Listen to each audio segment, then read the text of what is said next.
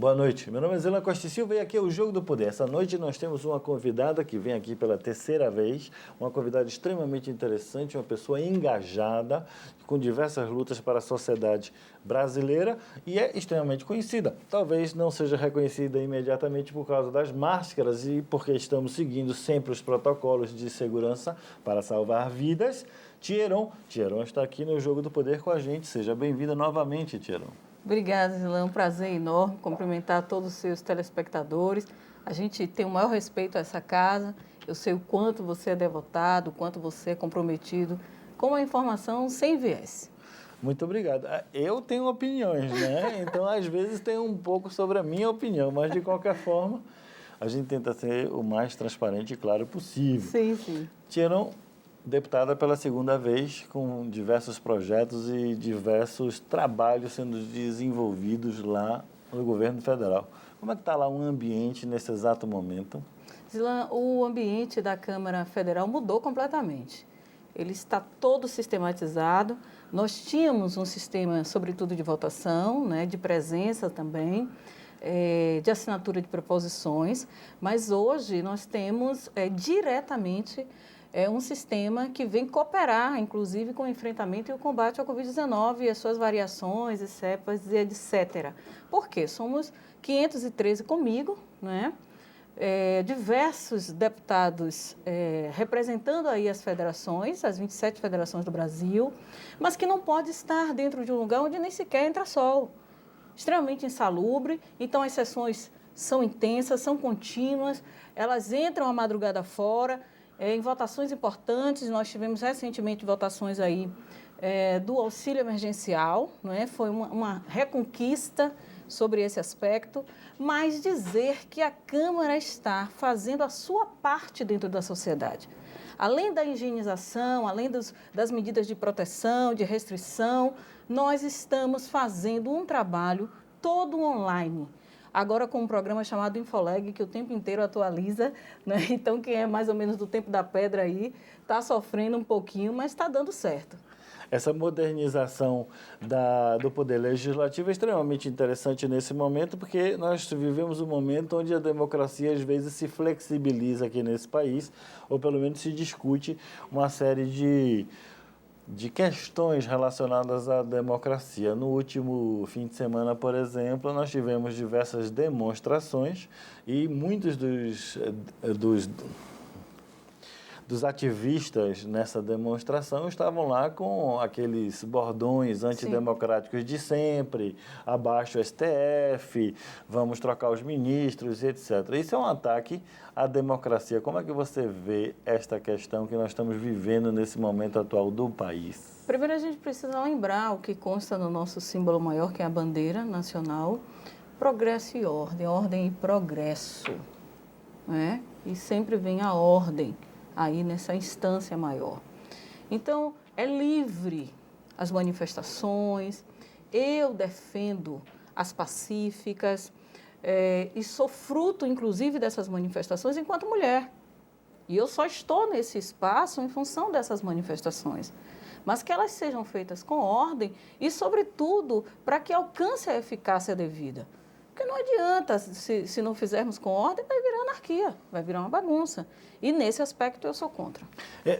Você falou um aspecto muito interessante do negócio da bandeira. Eu acho que pouca gente sabe, alguns dos nossos telespectadores certamente sabem, que a bandeira brasileira ela foi desenhada com as cores da família de Bragança.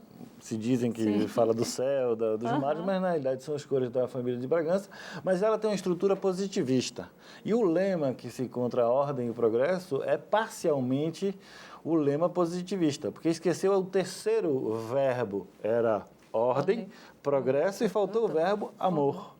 Será que não está faltando um pouco mais de amor nesse país onde nós temos tantas pessoas brigando por posições ideológicas distintas em vez de estarmos preocupados em fazer um país melhor para todos? Muito mais humano, muito mais resiliente.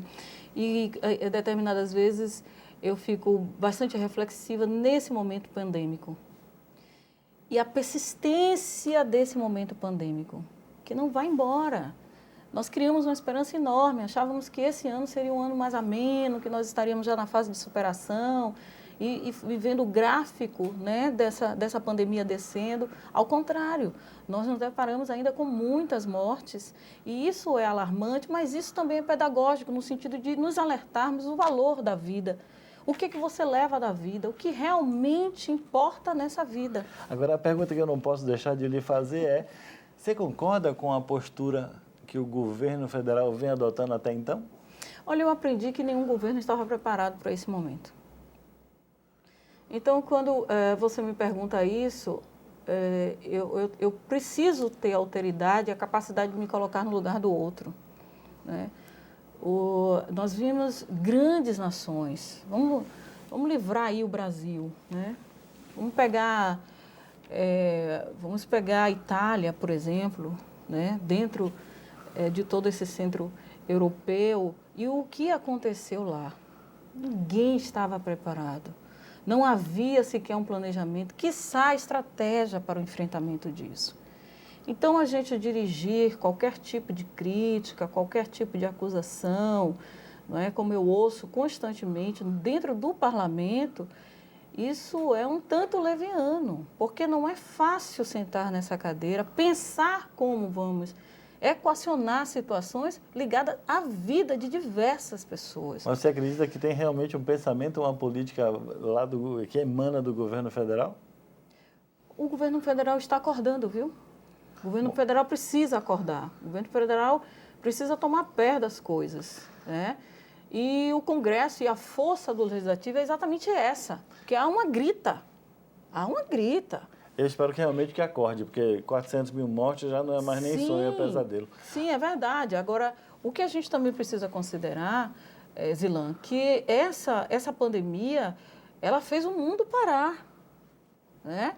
E quando eu falo mundo parar, todas as questões financeiras, econômicas que mais nos preocupa, porque ela é essencial para que possamos sobreviver, vamos dizer, né? Nem viver, sobreviver, né? E um governo que chega com um histórico que nós conhecemos, né? E se depara com um quadro desse, no primeiro momento ele ainda fica procurando onde é que vai acender a luz. E aí você vai me dizer, o povo está pagando a conta, né, Tcheron, dessa luz. É fato. É fato. Mas o nosso trabalho como legisladores é exatamente fazer ele acertar, é fazer com que ele possa achar a porta de saída. Vocês vejam, telespectadores, o que é uma pessoa inteligente e preparada. As respostas que ela deu e a forma com que ela deu as respostas. É de dar parabéns. Voltaremos depois dessas mensagens comerciais com mais umas perguntas para a Tia Heron. Ela vai falar um pouco dos projetos que ela está encabeçando agora. Até já!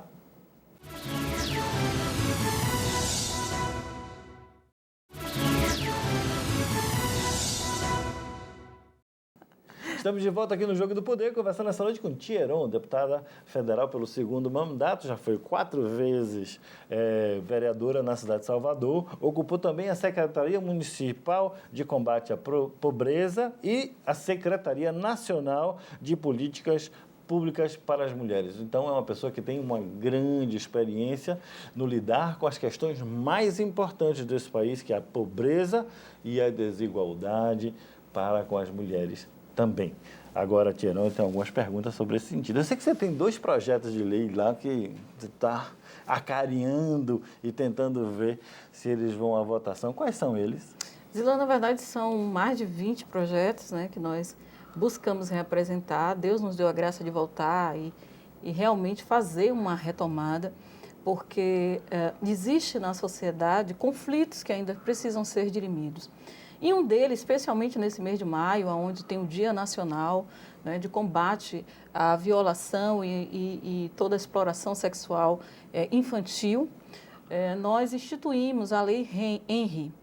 Isso foi fruto, inclusive, de uma demanda de um grande amigo carioca que me mandou no meu WhatsApp, falando sobre um abaixo-assinado público, onde as pessoas estavam se manifestando e querendo muito uma providência sobre isso, né? Ou seja, um agravamento de pena. E as leis, quando elas são instituídas e sancionadas, é exatamente para esses fins. Aonde tiver problema, aonde tiver uma questão, que essa lei possa estar ajustando, né? E qual é a proposta quando a gente pensa em denominar com Lei Henry, com o nome de uma criança. Nós estamos nos referindo que poderia ser o seu neto, poderia ser o meu filho, o seu filho, o filho de cada um que está aqui nesse momento, aqui nesse estúdio, ou assistindo a essa programação, e que, ao a mãe constituir uma relação, ver o seu filho e aceitar. Porque por trás de todo esse caso, de toda essa situação, né, e a mãe Monique Medeiros, a gente sabe que tem toda uma história da questão de relação. Mas o que eu trago é exatamente a forma de punir. E eu queria muito, e pedir inclusive ajuda do nosso honroso professor Capitão Marinho, no quesito de trazer um custo para esse criminoso, que cometesse, sobretudo, o ato ligado a consanguíneo, fosse ele padrasto, no caso, ou ela madrasta, porque acontece também com mulheres que podem estar cometendo esse tipo de crime, né? E o agravamento dessa pena é exatamente para coibir. Porque olha a criança, sabe da sua incapacidade, e quando eu falo da incapacidade, é também de defesa, né? A sua possibilidade de se defender, o menino refém. A mãe, determinadas vezes, e é muito comum no Brasil, que não se acredite quando esse filho chora e diz: eu estou sendo violentado, eu estou sofrendo lesões. Há um delito dentro daquele lar, dentro daquela família, mas determinadas vezes aceitar ou se resignar é a saída.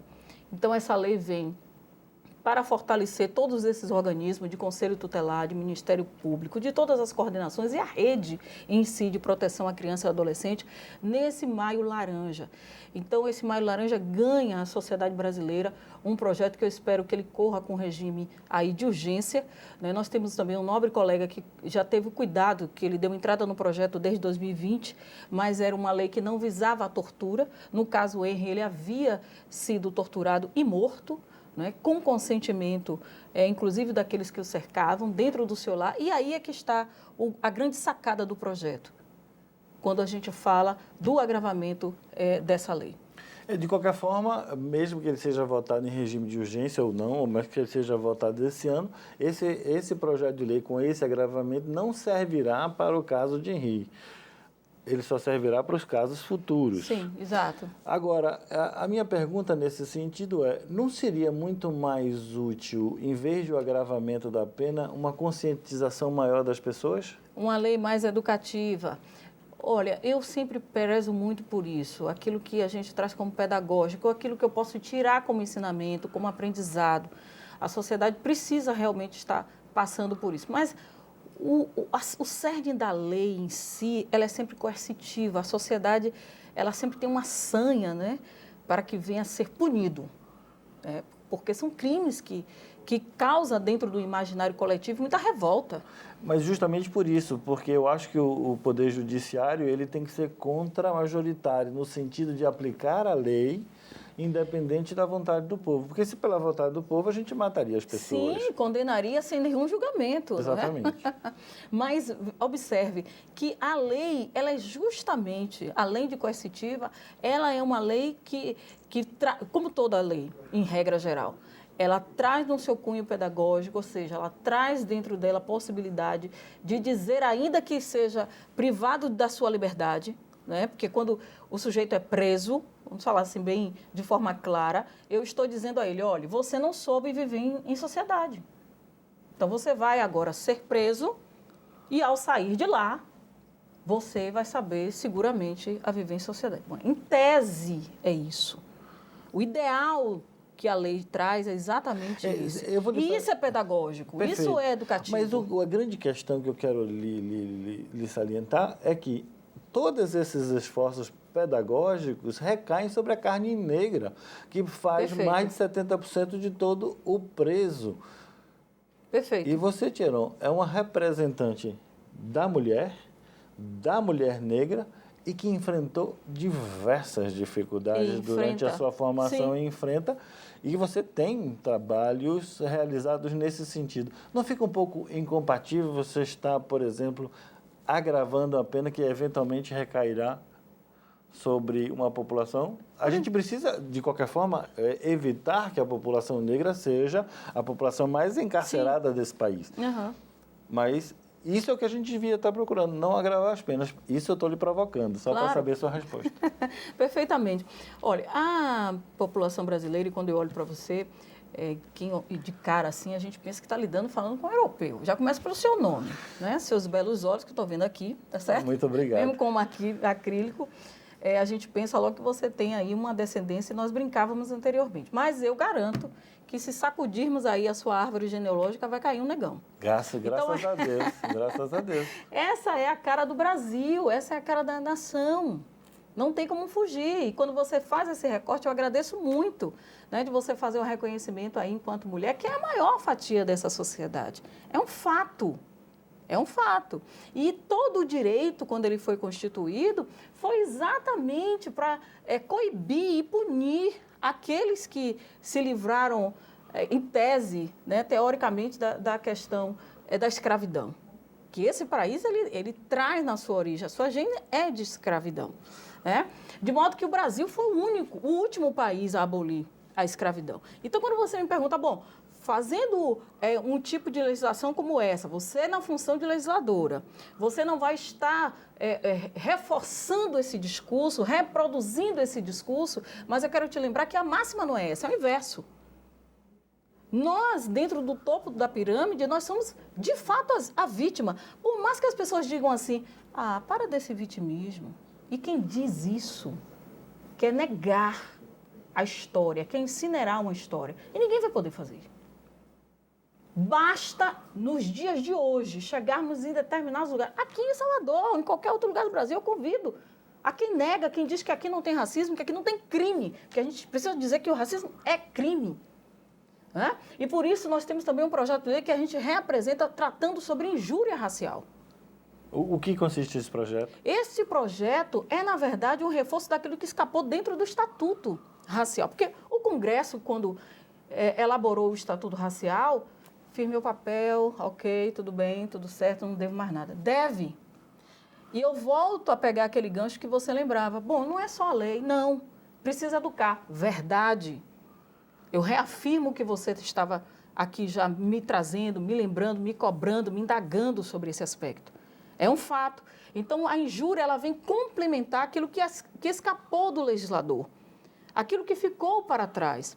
Não é? Você, hoje, com o advento das redes sociais, né, com os grupos de WhatsApp, com a velocidade com que essa informação chega, continua-se os gracejos, continua-se os ataques.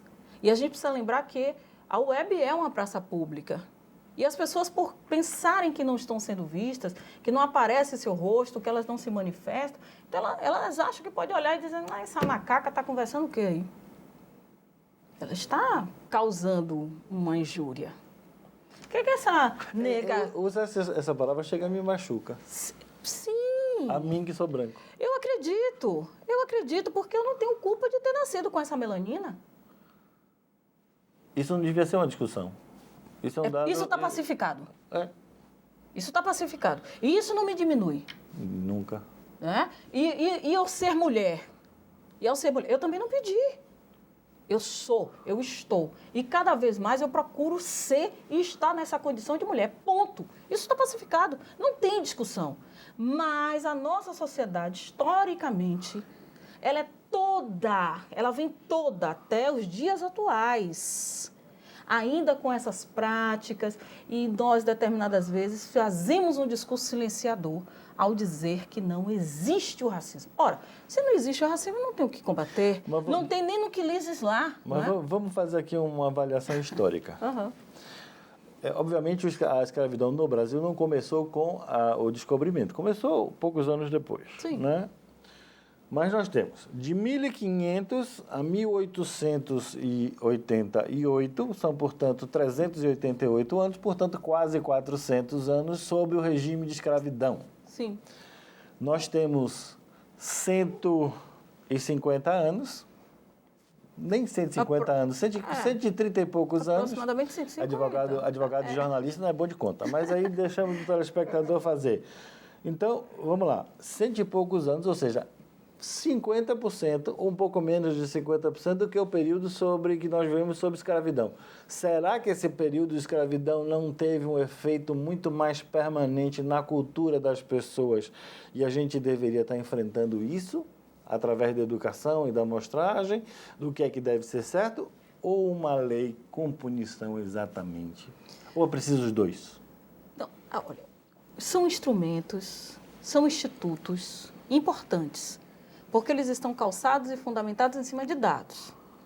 Então, eles são necessários, que sejam estabelecidos, que sejam pensados, que sejam elaborados, ainda que tenha essas variantes todas aí que você trouxe, ainda que ela tenha essa dinâmica, e quando eu falo de dinâmica e variantes, eu estou falando de mudanças, essa velocidade que se faz. E quando você traça aí essa linha do tempo, falando da questão da escravidão, ela persiste. Eu já falei isso anteriormente, ela persiste, ela é real. Agora, você pode me dizer, sim, mas de que forma? Por exemplo, quando eu olho para você, Tcheron, como mulher negra, eu vejo uma mulher, eu não estou preocupado com a cor da sua pele. Eu não estou nem lembrando disso. Ok, mas acredite que ainda existe tantas outras formas de escravidão na sociedade. Existem as formas de escravidão. E elas são cruéis. Vou dar um exemplo. Vamos deixar para o próximo bloco, porque no próximo bloco nós vamos falar sobre racismo, empoderamento feminino e todas as bandeiras que esse país precisa enfrentar de vez. Voltamos já aqui no Jogo do Poder com Tcheron. Até já!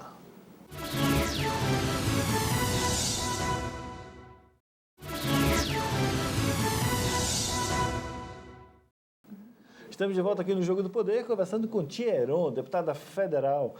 Tcheron, no bloco passado eu queria falar sobre o assunto do racismo, empoderamento feminino, papel da mulher na sociedade. E nessa sociedade que parece que nós estamos num processo de transição, saindo da Idade Média e indo para o pós-modernismo, sem passar por todos esses outros processos. Talvez eu esteja equivocado, você vai me dizer. Quais são as lutas mais importantes da sua opinião, para uma mulher negra, empoderada, que vem do Nordeste? Olha, Zilan, a história fala por si só. Eu sou nascida e criada no bairro da Vasco da Gama, Vila América, aqui pertinho, depois dos estúdios aqui dessa conceituada emissora. E eu não me canso de contar a minha história, porque meu pai negro, mas era conhecido como Zé Meu Branco. E por que branco? Para ele poder ser aceito. Para ele poder ser aceito. Isso nos idos de 60, 70, né? Conta a história, 80 também, que ele sempre teve boas relações, bons amigos, de modo que era um dos poucos negros nesses ambientes. Negro com alma branca, esse famoso, pelo amor de Deus, telespectador, isso é horrível. Mas é um jargão que ainda persiste. Ele era conhecido como tal, mas para ser aceito, para justificar a presença dele ali. Porque existiam aqueles feudos, existiam aqueles núcleos, existiam aquelas rodas, né, fechadas, que para negro não entra, a não ser que seja o serviçal. Bom... Já houve alguma evolução, não já? Não, basta você chegar, por exemplo, num restaurante médio aqui em Salvador. Veja quem senta-se na mesa. E quantas mesas hoje você vai encontrar com famílias negras sentadas ou amigos negros sentados? Tudo bem, vamos imaginar que sejam poucos, mas esses poucos que entram... Não é nenhum, Zilan, é nenhum, desculpa, eu vou te atropelar. Não são poucos, é nenhum. É nenhum, você não vai ver. E isso o que é? É uma forma de escravidão dentro dessa escala, dentro dessa pirâmide econômica social. Tem solução? É uma forma de escravidão. Tem. Exemplo, eu fiz um curso de especialização em Harvard sobre a primeira infância. A primeira infância são os estímulos que você recebe enquanto criança. Em Harvard, Tcheron? E sim, Deus me deu a graça de... Telespectador, além de deputada, secretária, experiente, estudou em Harvard. Isso eu não sabia, já foi uma falha de meu conhecimento. Mas é bom a gente revelar essas coisas. A gente se esforça, porque o que acontecia lá em casa com um pai Zé Meu Branco? Né? Era um semi-analfabeto, minha mãe uma dona de casa, também do mesmo nível educacional, né? Mas que sempre estimulou que seus filhos tivessem estudo, que não tivessem a mesma condição que eles. Então, desde pequeno, todo o nosso estudo e orgulho, que meu pai, eu me lembro que ele abria a boca com orgulho para dizer assim, isso é inteligente. A única escapatória é a educação? É a porta de saída. Porque a educação não é uma prateleira que você chega, pega um produto, não quero esse, quero aquele, escolhe. Não!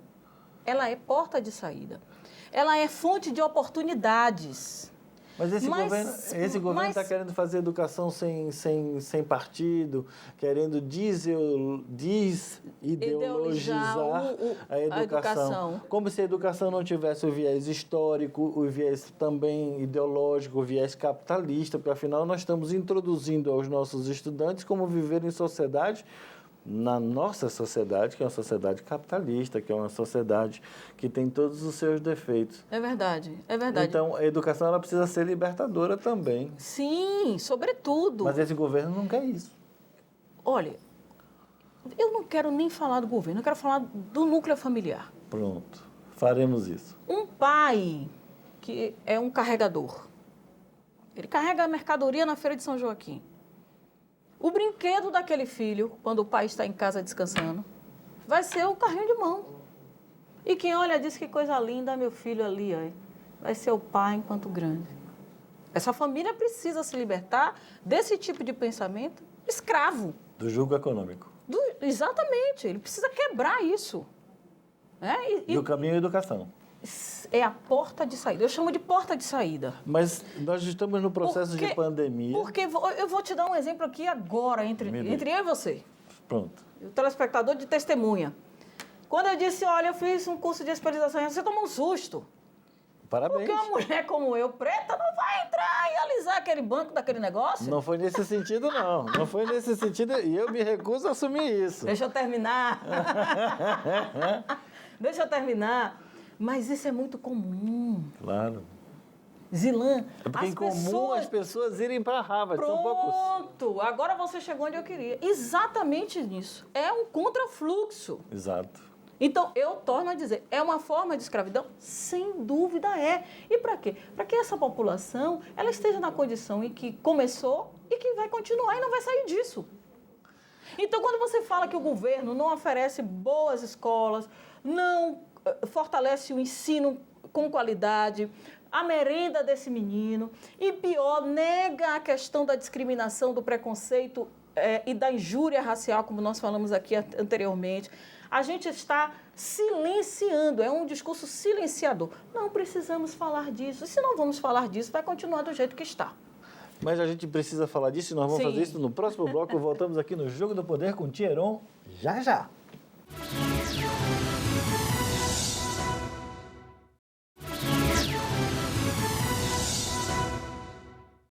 Estamos de volta aqui no Jogo do Poder, conversando com Thieron. Thieron, eu venho lhe provocando bastante ao longo do programa, mas eu quero falar de coisas sérias nesse último bloco aqui. Eu acho que é muito importante o seu papel no Congresso Nacional, uma mulher negra do Nordeste. É preciso educar a população, eu concordo que nós vivemos sobre os efeitos nefastos de uma política que não foi integradora. E por nós não tivermos feito o nosso dever de casa no passado, nós estamos sofrendo hoje. Então é preciso fazer. E o processo de educação é extremamente importante, nós concordamos. Mas essa não é a única bandeira. Uhum. Por quê? Porque nós temos as questões das mulheres, nós temos as questões do LGBT. Sim. Agora imagine a situação de uma mulher do Nordeste, LGBT e negra. Com todas essas senhas. Com todas essas questões todas. Qual é o fim? Porque nós precisamos construir um país que seja bom para os nossos filhos e os nossos netos. Chega dessas discussões. Como é que a gente vai enfrentar esse problema e resolvê-lo de uma vez por todas, onde todos serão iguais diante da lei? Zilan, fazendo o que nós estamos fazendo aqui. E eu agradeço mais uma vez pelo convite, pela deferência que você faz, todo acompanhamento ao nosso trabalho. E acreditar a mim, né, a importância que você disse ter. Isso é pesaroso de se fazer. Eu não sei mensurar se daqui a mais 20, 30 anos, eu não sei mensurar. Eu só sei que eu me esforço muito para fazer o meu papel.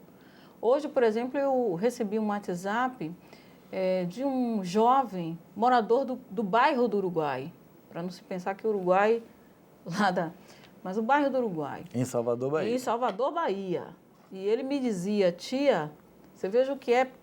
Eu quero contar essa história para a gente poder entender quando se fala de privilégios, para uns e não para outros, né?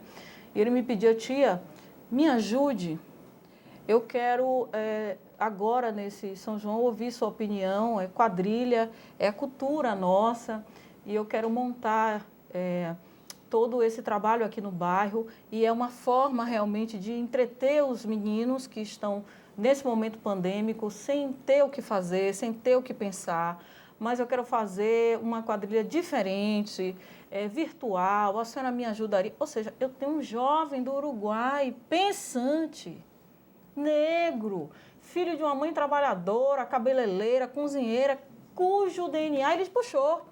Que ele cozinha, trabalhou já no SESC, passou por várias escolas. É um menino que tem futuro, mas não tem um privilégio de tantos outros filhos soteropolitanos, baianos e brasileiros. A gente não pode trabalhar no privilégio. Privilégio é de uma parcela pequena da população. Mas a gente pode trabalhar na grande parcela da população que não tem privilégio nenhum. Nenhum, não tem nem acesso. Porque quando eu falo do privilégio, é de ter o acesso, né? Eu achei... Mas o acesso precisa ser política pública. Tá, mas eu digo, vamos descer um pouco mais, vamos trazer para a nossa realidade, vamos falar de um acesso de network, de relação de pessoas, né? Perfeito. Como ele disse, olha, tomei a ousadia de pegar seu contato com minha mãe, porque eu penso que eu posso falar com a senhora diretamente. Isso para mim foi fantástico, ele me calou fundo. Porque tantos outros meninos do Uruguai, vamos descer lá para a suburbana, têm acesso a um deputado ou uma deputada federal. E eu brincava com ele, Yuri, você tem tia. Você tem tia, meu filho. Vamos embora fazer um negócio, eu quero ouvir você, saber como é que você quer fazer isso. E eu não posso roubar a oportunidade desse menino. Porque o meu cuidado para que ele não canalize essa energia para outros fins. Porque está cheio de energia. Então eu tenho que trabalhar isso, eu tenho que fazer com que ele reproduza isso para a comunidade dele e se torne um líder. Porque isso é o orgulho de ver os nossos filhos. Perfeito. Agora, lá no Congresso Nacional, quando vocês conversam, quando vocês debatem essas questões importantes, você sente oposição a isso? Sim, porque lá é um lugar onde você foi falar, onde você está para falar. Então, há uma divergência muito grande. Mas o parlamento também, ele com a sua soberania, ele faz um entendimento quando há um apelo público, não é? Quando você defende a proposta com fidelidade, em cima da prioridade daquela proposta, que é a realidade da nação brasileira.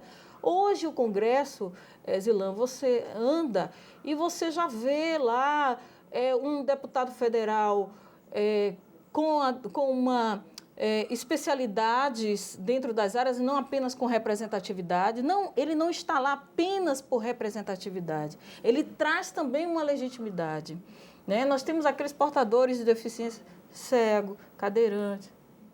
Então, isso é muito retrato dessa sociedade. Se você botar a moldura, você vai achar ali tantos e tantos e tantos cidadãos. Isso faz toda uma diferença. Isso faz toda uma diferença. Claro que sim. Inclusive, essas discussões são importantes. Eu quero salientar que a deputada Thalita, ela teve o projeto que saiu recentemente numa outra emissora, uma reportagem sobre a pobreza menstrual. Um assunto que eu não fazia a menor ideia que era uma questão. Obviamente, por falta de conhecimento, e isso prova que todos nós somos ignorantes sobre os assuntos da sociedade, e a sociedade é complexa. Então, não é de mau tom reconhecer essa ignorância, muito pelo contrário. Na sua opinião, ainda existe solução para que a gente consiga. O projeto é interessante, foi criticado pelo filho do presidente, dizendo que a esquerda está querendo... Parará, não vou reproduzir essa fala, não. Mas como é que a gente vai construir uma sociedade melhor se a gente não consegue resolver todas essas questões? É como eu disse, o parlamento tem as suas características, tem os seus aspectos, é peculiar do parlamento, é próprio do parlamento, esses debates, esses embates, é próprio, pertence a ele. Mas o convencimento, como eu trouxe, a questão da necessidade, né? Vocês, enquanto imprensa, fazendo este papel, é muito maior a força dessa opinião pública, é muito maior a necessidade da instituição dessa política pública, porque escapa, às vezes escapa. Você aqui reconheceu, escapou da minha mão. Quantos outros vão reconhecer, ter essa capacidade de reconhecer que escapou da mão? Escapa. Como você disse, não dá para saber tudo. Então, certamente, a colega que é extraordinária bebeu da fonte. Ela foi beber da fonte. Não foi assim, acordou de manhã e disse, vou fazer. Não, não tem como. Então, um parlamentar que não come do prato do povo, ele não vai conseguir discutir a questão de povo.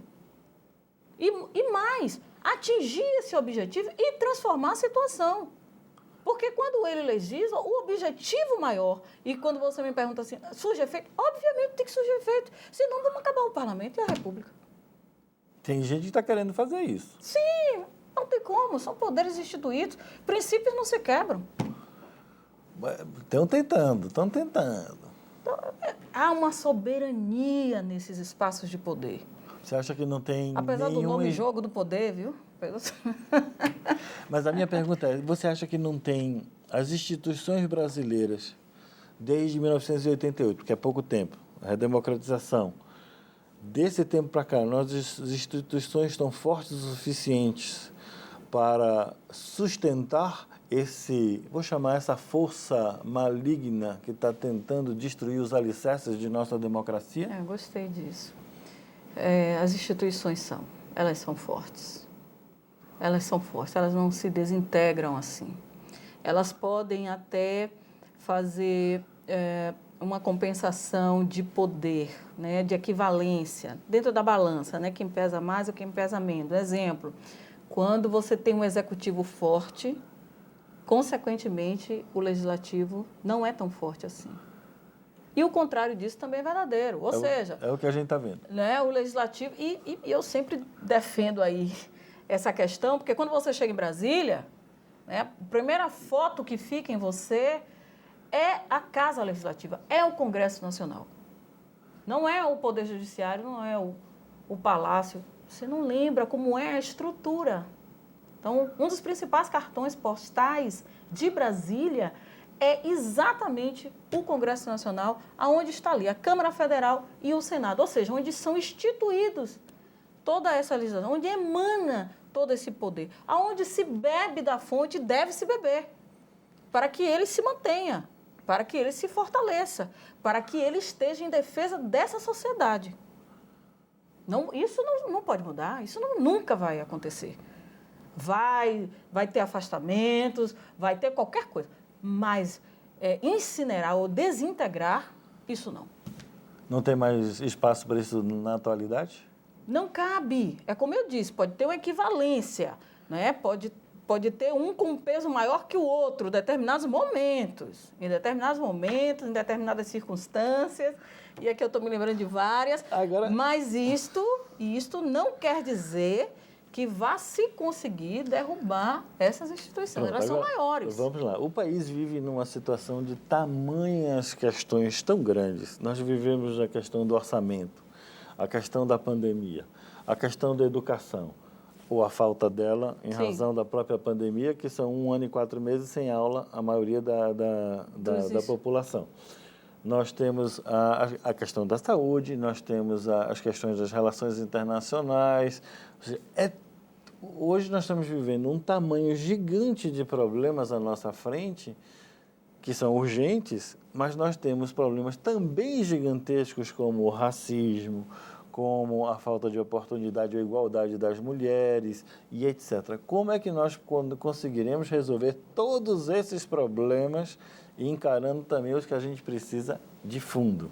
Olha, eu aprendi, trazendo para a minha vida, é uma montanha de cada vez. Uma montanha de cada vez. É uma montanha de cada vez. E se você for lembrar da sua época de menino, já faz um tempo você dizendo que o Brasil, né, é fraco, que o Brasil é escasso, que o Brasil é pobre, era subdesenvolvido e agora ele está em desenvolvimento. Mas o que nós ouvimos assim, ao longo da nossa vida, desde que eu me entendo como gente, eu ouço que o Brasil é Brasil e dessa forma. Eu acredito nesse país, não, por isso que eu não saio daqui. Exato, graças a Deus. E eu da mesma forma, continuo com minha roupa de soldado. Porque tem muita gente que já foi. Agora, vestida nessa roupa de soldado, Tcheron, que nós estamos chegando ao final do programa, infelizmente, vestida dessa roupa de soldado, quando você chegar lá, no dia final, naquele dia que acabou, olhando para trás, o que é que você quer ver como eu realizei? O que é que você vai ficar satisfeito em dizer que eu consegui? O que é isso? Rapaz, eu acho que eu já passei por isso, quase um déjà vu, né?